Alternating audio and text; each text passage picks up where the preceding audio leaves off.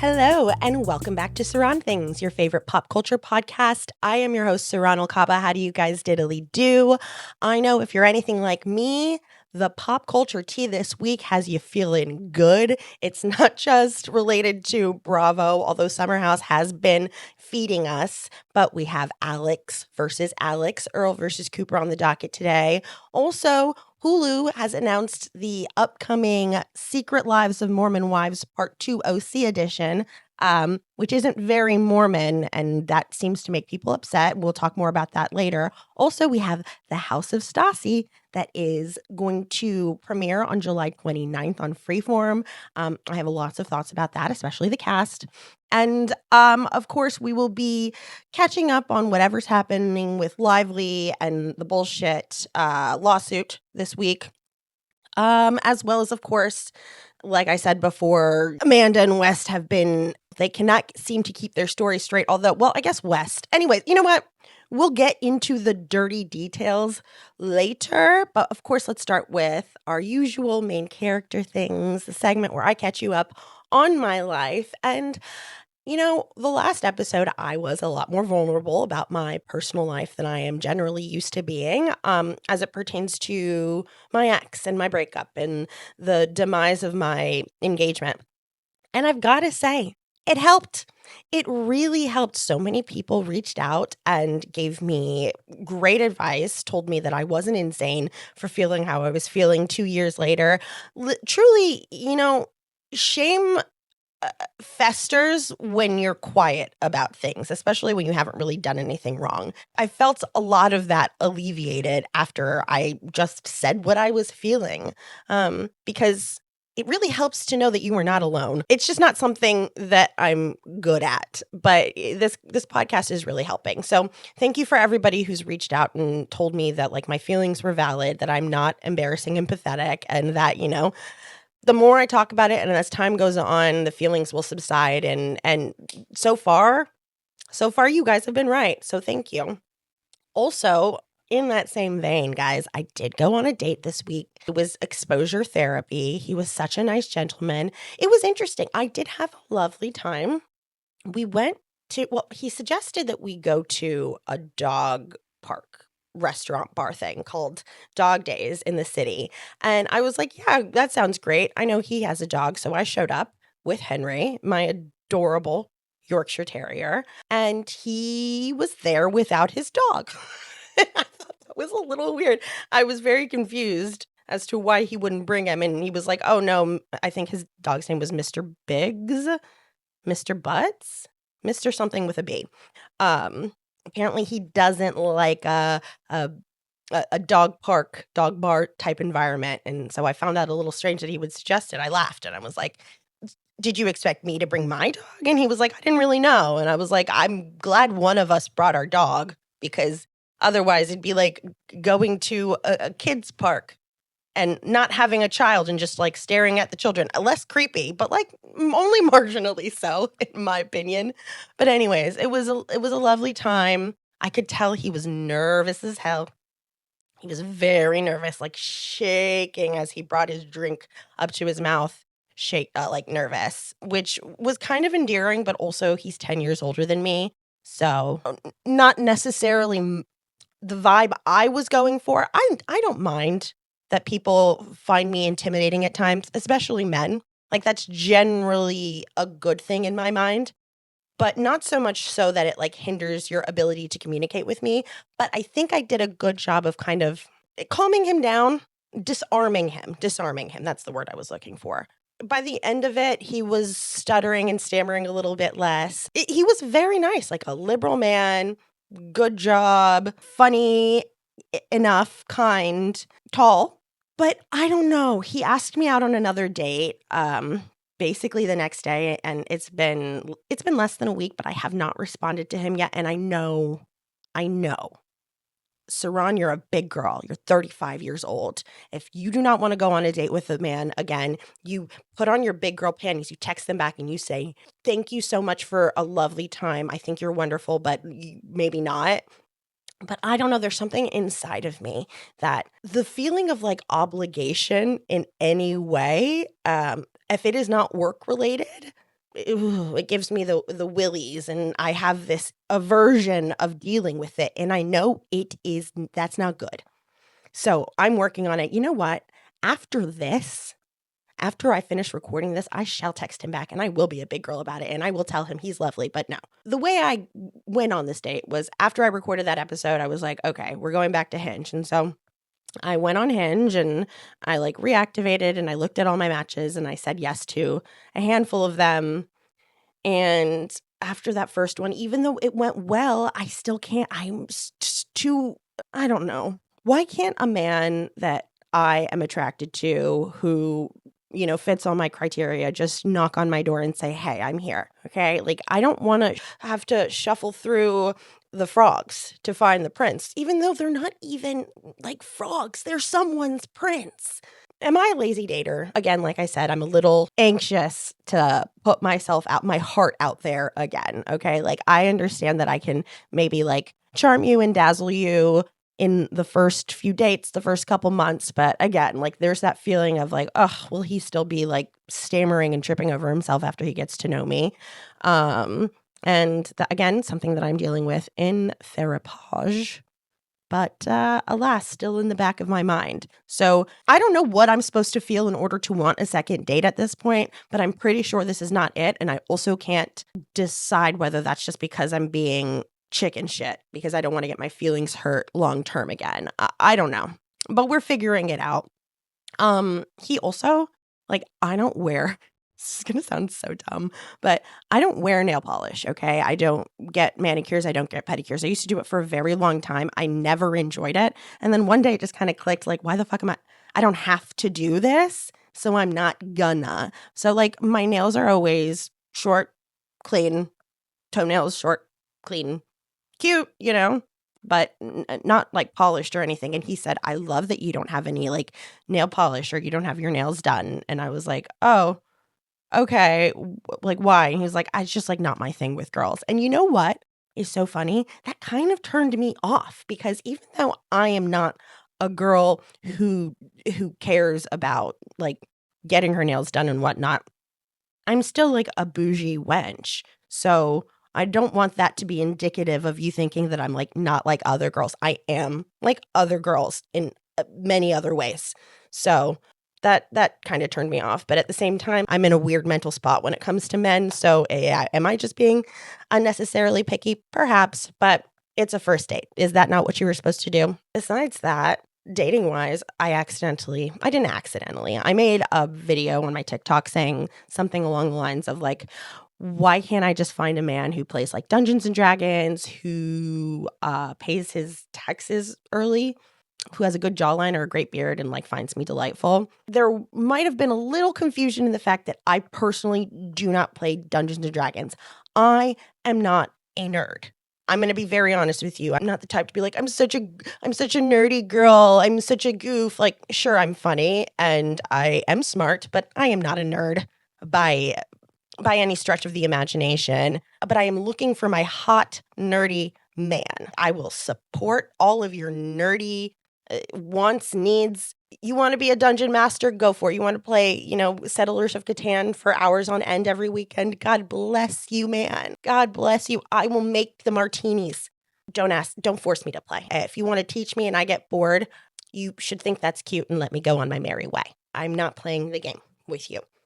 No, probably not. But if you want a supportive cutie pie, she's right here. So I kind of bit off more than I could chew with that one. When I said boyfriend applications are open, they took that seriously. And now my DMs are filled with men requesting time to get to know me. And again, now I am overwhelmed. I don't know what to do with that right now. So if that is you, just know I am not in any way, shape, or form avoiding you personally. It is my own mental illness that is stopping me from responding. Okay? Do not take it personally. I am the problem, not you. And that's something you should know about me. Not perfect, adorable, hilarious, not perfect. And yeah, is there anything else? Nothing that isn't particularly depressing. Like my dad's birthday is coming up 2 weeks. That's not going to be fun, but we'll cross that bridge when we get there, guys. All right. Let's dive headfirst now into our pop culture things. And we must start with the thing that has been on our FYPs for like over a week now, Alex Cooper versus Alix Earle. At this point, I'm going to start by saying I'm firmly on the side of Alex Cooper thus far. I made a TikTok about this. I don't like when people throw stones and then hide their hands. She knows that she's a public figure. She knows that her reposts are public and all of her followers see it. So her reposting things, negative things about Alex Cooper was always going to catch the public's attention. And the fact that Alex Cooper called her out and she refuses to respond, I think is kind of like bitch ass. And it is what it is. But now we have Marcos, aka Be Better, who I love. He made a video, an expose, where he says he has interviewed 17 people about the circumstance. And apparently it's a political problem, a political issue. So Alix Earle's family is very openly MAGA. She posted a lot of MAGA related things in 2020, and she doesn't ever really talk politics. Okay. So her dad is Mr. MAGA himself, basically managing her. And so when she joined Unwell, they weren't really clear on the political stance of the network. And then when Kamala was interviewed by Cooper on Call Her Daddy, he apparently threw a fit. Then by the time her contract had progressed, the amount of money, I think Marcos alleges that it's about $1.5 million. That was the contract that Earl had with Unwell, that she had outgrown that very quickly into her time at the network, and they wanted out of the contract. And Cooper said no, which I can't blame her for. What do you mean? You signed this contract. You have a commitment. We are paying you a decent sum. You might have outgrown it. Your metrics show that you might be worth more than that now.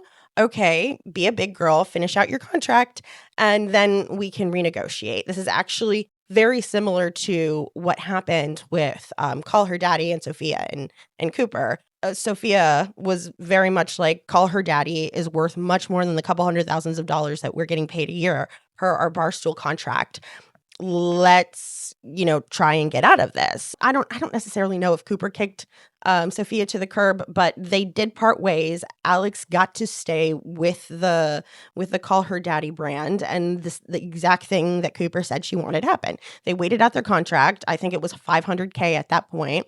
She exited Barstool, renegotiated, and got a $60-something million contract with Spotify. And some people say, oh, so Sophia was right. The brand was worth so much more than what Barstool was paying them at the time. But that wasn't the issue here. The issue is that contracts were signed, commitments were made, and it wasn't like she was married to Barstool in perpetuity. Once the contract was up, she was free to go, and Portnoy was very clear that he would let them walk with the IP, with the brand. And so Cooper made the rational business decision to stick with Barstool, keep the IP, and move forward. And Sophia Franklin decided to go on her own and start with Sophia with an F. And now both are doing very well, right? You can't really compare their levels of success because Call Her Daddy is in a completely different stratosphere than Sophia with an F, Sophia Franklin's podcast. It is what it is. So back to my original point. Marcos claims that the issue stemmed from contractual conflict that was rooted in like a political disagreement championed by Earl's MAGA dad. And I buy it. It's all alleged. I do believe it, particularly because not only did Alix Earle comment on Marcos's post saying, it's not true, just you wait. Also, Ashton Earle, Alix's sister, commented. And it's just like, I don't even understand why she would poke the bear, where she would start reposting things that cast Alex Cooper in a bad light if she knew that there was something that she couldn't address. Like, she really cannot talk about being a Trump supporter. It does not behoove her career in any way, shape, or form. So I'm not sure. I just don't think she thought it through fully. And a lot of people are saying that she's just not going to respond until her reality show comes out. And maybe that is the case. I don't know. I still think that this was just a poor decision making on her part all around. And then enter Brianna Chicken Fry saying, oh, well, no, I know Alix Earle's side of things, and I know she's sitting on something big. Okay. Then we have this Us Weekly article come out saying that like Alex Cooper felt like she owned Alix Earle when she was at the Unwell Network. And if by she felt like she owned Alix Earle, she meant Alix Earle was contractually obligated to perform certain duties for the Unwell Network based on her agreement. Sure, whatever, call it whatever the fuck you want. If she didn't let you out of your contract, she made that business decision for Unwell, and you think that means that she thought she owned you, okay, I'm fine with that. As long as you finished out your contract, I don't care what you call it. I'm sure that Alex Cooper would agree. And then we have this hit piece come out via Bloomberg that was picked up by a lot of places saying that Unwell is a shitty, terrible place to work, and it's a mess, hearkening back to its name, Unwell. It's a brand that was built upon like drinking, like being young, wild, free, unwell. This is not a brand that HR dreams are made of. You know what I mean? So I can understand why it would be an atypical working environment for sure. You're not working for, Procter and Gamble or even like NPR if we're talking about like podcast networks. The terms are a little bit different. The focus of the hit piece and subsequent pieces that came out about Unwell's working environment was Matt Kaplan, Alex Cooper's husband, who manages like a different portion of the work. Apparently, he's an asshole and a mess. I would be a little bit more hesitant to not believe that had people not come out of the woodworks sharing their personal stories about how they interacted with him via like interviews and whatever. And I'm not here to ride for Matt Kaplan. I know nothing about him, but I know that I respect what Alex Cooper has built. She's a serious lady. Maybe there are holes and issues with how her husband has operated in the workplace, and he makes people feel uncomfortable. He's too boisterous, he's too demanding, he's too direct, he's too whatever. Perhaps that's for them to figure out.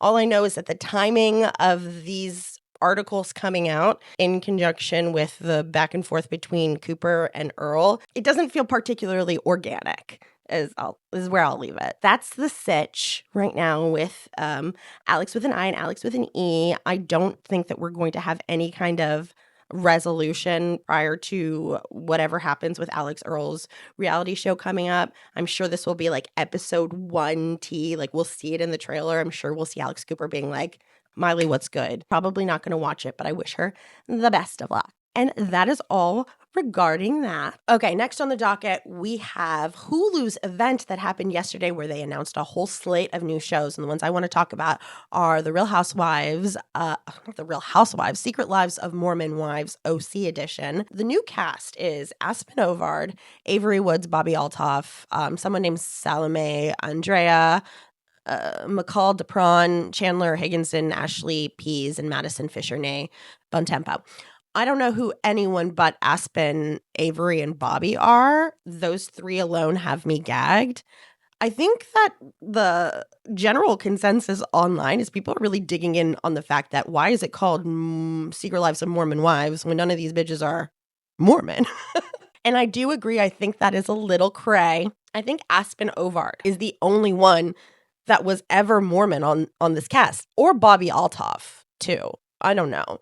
But Aspen Ovard, she's been on the internet for ages. She was a YouTuber. Avery's TikToker. Bobby Altoff is a podcaster. Ironically, Avery does have a podcast on the Unwell Network with Alex Cooper, who we were just discussing. Bobby Altoff is known for her like deadpan, very awkward, kind of like Timu Z-Way-esque, but like not Z-Way because it's not really that funny. It's way more uncomfortable than it is funny. I'm sorry, guys. My allergies, they are on one right now. I cannot deal. I've had 3 sinus infections in 2026, and it is only April 23rd. So that's fun. Am I excited for the show? I will watch exclusively because I'm interested in Aspen, Avery, and Bobby. I'm sure that the other girls either show up and show out or fail. I don't care. I will be watching. I'm especially interested in Avery Woods. I've always found her interesting. Yeah. Especially her relationship with Emily. Emily, what the fuck? Kaiser. I have no idea. Why did I just forget her last name? Emily Kaiser, I follow her on TikTok. She's a mutual of mine. I think she's absolutely lovely. They've been best friends for a long time. There's a lot of chatter about the state of their relationship currently. And I wonder if that'll come up. But I am interested in the show. I also thought that Jen Affleck of the original Secret Lives of Mormon Wives was going to be the one that's kind of spearheading this OC show, but she was nowhere to be seen. I'm pretty sure she thought she was also going to be on this show, so I'm very interested to hear where all of that stands with her right now. We shall see. And then we have, okay, the House of Stacey, Stassi Schroeder's new reality television show that is going to premiere on Freeform on July 29th and will be available on Hulu the next day, July 30th. I'm very excited for this, okay? I love Stassi Schroeder. Let's start there. Also, the people in the cast are going to be Katie Maloney of Vanderpump Rules, her bestie, Bo Clark, her husband, Christina Kelly, who was also on Vanderpump Rules, Taylor Strecker, her best friend, Georgiana Aubin, her sister, Rob Evers, which is Bo's best friend and Taylor, and Teddy Donahue, who is Taylor Strecker's wife. Like I said, I've always been a fan of Stassi Schroeder. I get a lot of interest in my stance on her, but I've not been a fan of her in I excuse everything that she does. I blindly support her rights and wrongs, no matter what she does kind of way, but more in like I wish everyone who was canceled for something as serious as what she was canceled for handled it the way that she did. I was very disappointed in her. And I actually very much hope that the launch of this new show isn't bogged down or marred in that like past scandal because, and I've said this before, what she did was so fucked, but the way she handled it afterwards, she disappeared for 2 years. 2 whole years. And in that time, she did a lot of reflection, a lot of learning about things that she said that she didn't know before. I listened to her Patreon. I kept up with her because I wasn't in the business of supporting someone publicly who, was going to make me look like a fool. And I was very impressed with how seriously she took her missteps. And I also think that her becoming a mother and, really reflecting on what it is that she wanted to show her kids and how she wanted her children to view her also played a big role in how seriously she took what she did to Faith and how she corrected and adjusted from it. The fact that she took 2 whole years off, even when she addressed the situation, I've never heard her talk about it in a woe is me kind of way. It's always been her taking full responsibility with no buts, no ands, ifs, or buts, or excuses about it. I'm impressed. I have been, and I'm sure she's seen me say this at some point. And girl, I've been watching you and you've made me very proud. If every person in the public eye who was canceled for doing something not illegal, but still abhorrent, took the time and the energy and the space to really reflect on themselves the way that she did, the world would be a very different place. So yeah, I do ride for her. I think she is not only beautiful, I think she's hilarious. I think she's interesting. We share a sense of humor. I enjoy her, full stop. So I'm excited for this show. I'm excited for the cast, okay? Specifically, I'd like to talk about the new faces who are Taylor Strecker and Taylor Donahue. I love them very much, okay? Taylor Strecker is a friend. She is hilarious. She is wonderful. She is interesting. She is fashionable. And I'm going to be very clear with you guys. I am not an unbiased source. Okay, I'm not going to be watching Taylor Strecker with a critical eye. Okay, in fact, you guys need to watch yourselves because I will come for you if you come for her. All right, because I know her on the inside and she's good. I'm not going to lie. Like, I feel very passionately about Teddy and Taylor and but no, their baby. I'm riding for those 3 hard, blindly, indiscriminately through the season. So do not come here if you have any criticisms of Taylor Strecker, Taylor Donahue. God forbid, but no, because I will kill you. I'll kill you. It simply is what it is. So I hope she feels comfortable knowing that there is someone kind of rabid and vicious out there watching the audience with a very keen eye, ready to just jump down your throats at the teensiest slight. Watch yourselves. Watch yourselves is all I'm going to say. They're angels. They're sweeties. They're good. I'm not playing with you. I'm sure it's going to be good. I'm going to watch every episode. You guys should too. I will be covering it on the pod. Again, be nice to the Taylors. Be nice to the Taylors or I will come for you. And I'm an unreasonable girl, as you guys know, when it comes to certain things. When it comes to matters of the heart, she's more reasonable than I am. She might not be able to say it, but I can and I will. And I will not be nice. The moment you think you're going to criticize a Taylor on the show, I hope my face flashes before your eyes and a cold sweat starts dripping down your body because I swear to God, I will come for you. All right. Okay. Moving on. Let's chat about Blake Lively. Not much to discuss at this point, other than the fact that she has allegedly run up almost $50 million in legal fees, which is horrifying and no fault of anyone but her own. The one thing I will discuss is the fact that TAG, the agency group, Melissa Nathan's crisis PR company, they're trying to use the California's FEHA law, the Fair Employment Housing Act, to say that they were aiding and abetting Wayfarer in their smear campaign against Lively. TAG's lawyers were like, how is that possible that we can be prosecuted under FEHA when we aren't their employers? Lively's team comes back and said, actually, technically, TAG was Blake Lively's employer. There's not much for me to say about that because even as a layperson, like we can all hear how stupid and crazy and psychotic that sounds. Like you're saying that Wayfarer's crisis PR team that was hired after the film had concluded to act as crisis PR for Wayfarer was the employer of Blake Lively, who they never have ever interacted with, zero contractual anything. It is so absurd. It's just not worth discussing at this point. If this isn't thrown out soon, then maybe we can talk about it further. But so far, it's just they're grasping at straws, and it does not take a legal mastermind to figure it out. So hopefully in the next few weeks, we'll see this thrown out, and it'll just be the breaking of the rider clause that they have to work with when they go to trial, which $50 million just for that, huh? That's crazy. One more thing. She posted on her Instagram stories like this aggressive defense of Justin Bieber's Coachella performance. People were complaining that it seemed like very low production effort. It was very uncut, somewhat acoustic. It felt like a hangout session, which I think was kind of the point. Some people criticized it. I didn't see a whole lot of that. Anyway, she takes to her Instagram stories to just defend the shit out of him. And that's when I was like, oh, okay. You and Taylor are donezo, for real. What next? You're going to write an ode to Scooter Braun in your stories? Are you going to include Scooter Braun's cookie recipe in the docket too for the judge to waste time reviewing? We all know that Taylor and Justin Bieber don't fuck with one another. Never have, never will. For reasons galore.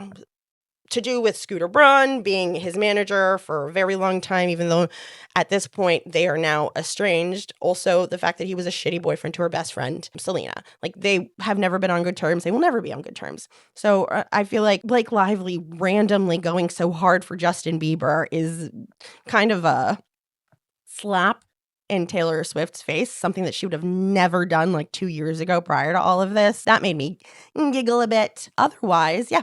That's it with Blake Lively. I'll be back next week to see if there's anything else that comes up that is of any interest to us, especially if whatever we think is about to get thrown out, like TAG and FEHA actually happens. But until then, it's been kind of quiet. Next on the list for us to discuss,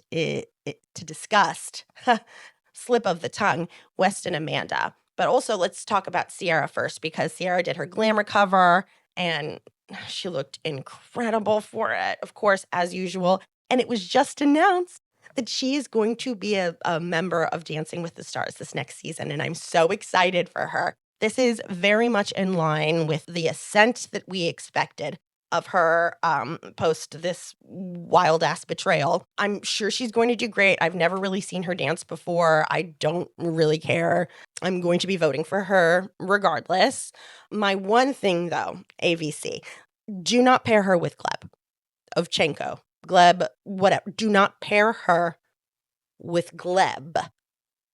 That is all. Do not ruin her time with that man. Nothing salacious will happen with them. She will just be irritated by him the entire time. This might ruin her experience. Do not pair her with Gleb. What else did she discuss in that glamour piece, though? 2 months prior, she and West had agreed to not hook up with folks from the Bravo universe, and that she's also more disappointed in Amanda that she's West because that was her bestie, and you never know what to expect from a man. This brings us to this last episode of Summer House that came out this week. It's their second to last weekend out in the Hamptons, and I'm spooked, guys. That was a spooky ass episode. I don't know what the fuck is wrong with Amanda and West. I kept going like, how do we get from your guys' behavior here to you guys dating now? Between Labor Day weekend, which is, I think, the last weekend of Summer House filming, and them getting serious, that's less than 6 months. How do we get from Amanda being married, advocating for West to be a better person and more respectful to his ex Ciara, and West doing backflips, mental, emotional, in order to get in a good place with Ciara, to 6 months later, Amanda and West dating? I don't know how that happens, guys. Oh, and that conversation with West and Ciara at the end. Bitch, I was crying. Honestly, that was a tough watch for any Black girl that has been played by a white man. We were all like, God damn. Especially when it's the same white man twice. Girl, I was like, oh no. I feel you, baby girl. I feel you. Especially one that you are substantially hotter than. Not to be a bitch, but that does add a bit of insult to injury. The sickest bit is like the root of that conversation was she spent 2 years with her guard up. You can't tell me that bitch did not fall in love with him when they were dating. They were together for 6 months from when they started seeing each other during the summer until after Christmas. She had started falling in love with him if she hadn't already fallen in love with him when shit hit the fan, and then he embarrassed her publicly and he broke her heart. And for 2 years, she kept her walls up, rightly so, and he tried to chip the fuck away at them. And then he finally gets her to bring her guard down. You could see the resolve dissolve, just completely fall away from her. And she was like, oh, I'm done. I can't do this anymore. You were my best friend. I want to be best friends again. And then they hugged. He shed tears too. The way she looked at him finally, she really cared for that man. That's what those 2 years were about. You don't put your guards up that hard for someone you didn't really care that much about. That was hurt on a deep level.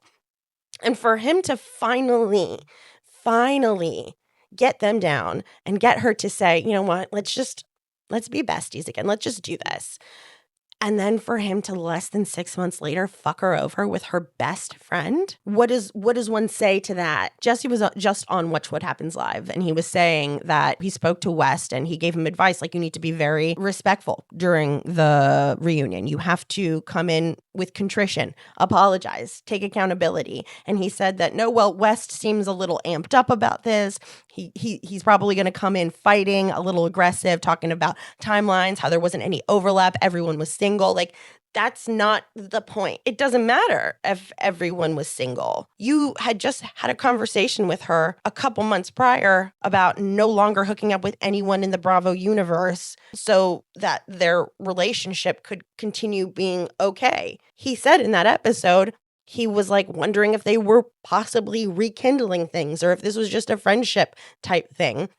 The streets are saying that Ciara and him had just hooked up a couple weeks prior to Amanda and Wes putting out that fuck-ass statement. Also, Lindsay is up at night watching old episodes of Watch What Happens Live with a cork board and pictures and red string trying to put things together. She's going to come into that bitch with a file of facts.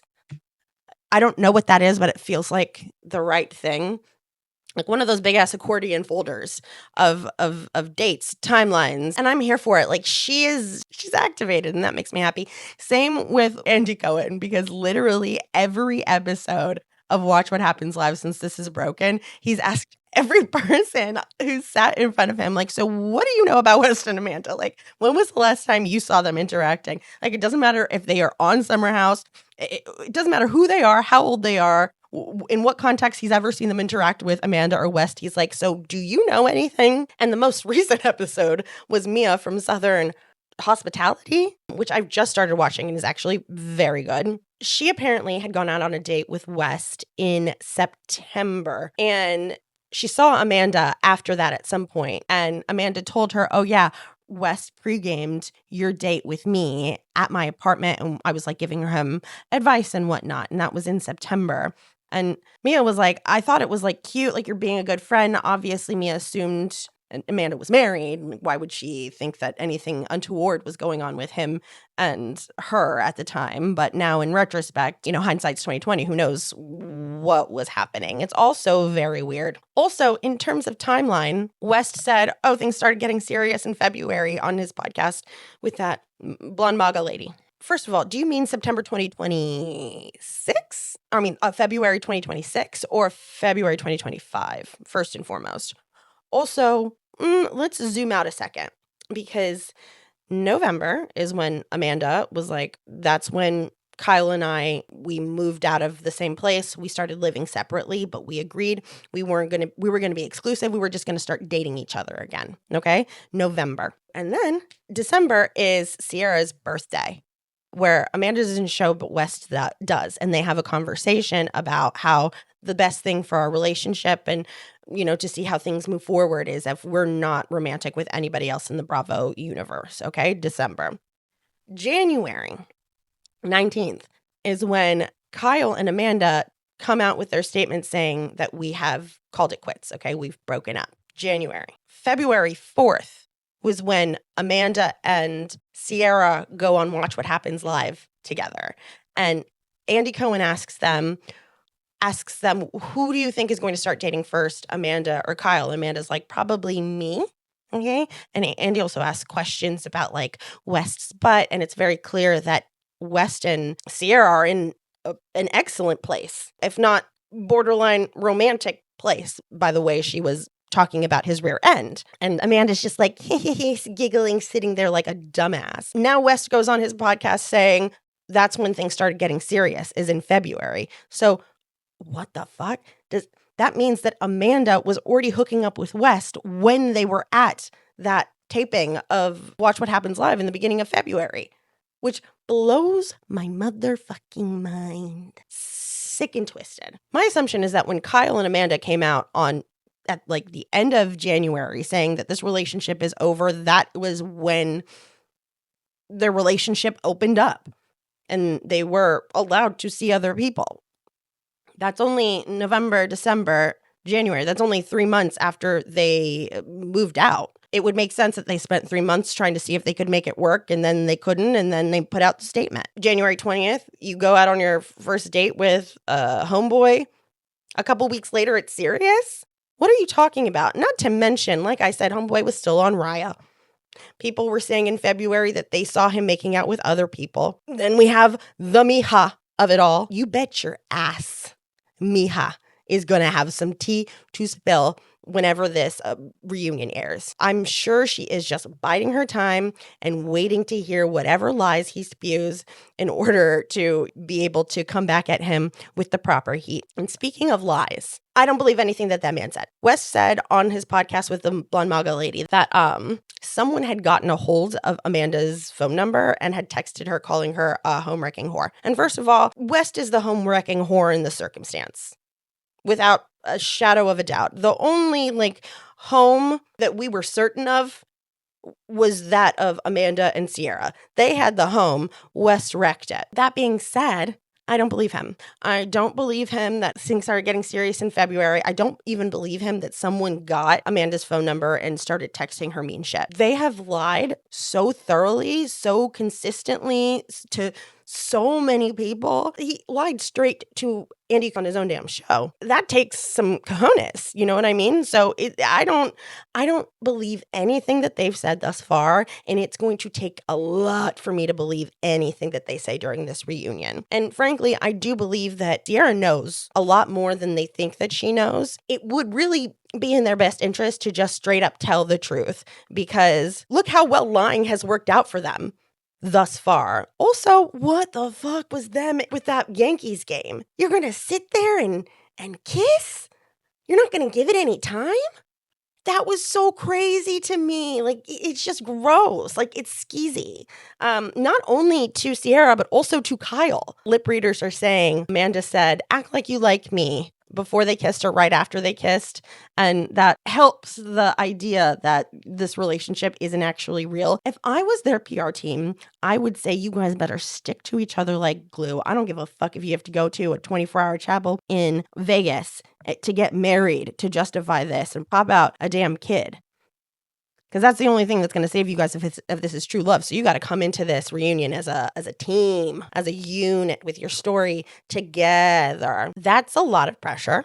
One, West is not good under pressure. Doesn't seem that Amanda is either. That does not bode well for the longevity of their relationship. I just don't believe anything. I had so much faith in Amanda, guys. She made me look so dumb. I said, no motherfucking way. And now that I know what she's capable of, especially after watching this last episode, how convincing her seeing Ciara, her being there for Ciara, her riding for Ciara, and her relationship with Wes was, like, I can't put anything past them. I'm going to need them hooked up to some kind of lie detector in order to believe whatever it is that comes out of their mouth. They're liars. Also, there was this moment in the last episode where Amanda came back from going out. Ciara had stayed in, and she was talking about how West had just made out with some random girl sitting right next to sitting right next to Ciara, and he really regretted it, and he was spiraling about it. And Amanda comes over to Ciara, and she was like, oh, all he could do was talk about you. The whole time, no matter what. We tried to change the subject. All he could talk about was how he fucked up and how that would affect you guys and blah, blah, blah. And it made me think about how Kyle apparently has said multiple times that Ciara was his ultimate hall pass. And Amanda was like, no offense, Kyle. Ciara would never. And she would never, obviously, because she's a decent person, unlike some of the people on those couches. And it just made me think, like, Ciara is incredible. She's beautiful. She's smart. She's a supermodel nurse. Like, that's a lot in one person. And it just made me think, how often can you hear your husband talk about how incredible, beautiful, stunning, smart this girl is? Not only that, but shows so much emotional depth and care and thoughtfulness regarding this woman's feelings. Like, he cries for her. He defends her when she isn't there. He sees things from her perspective. He sees her.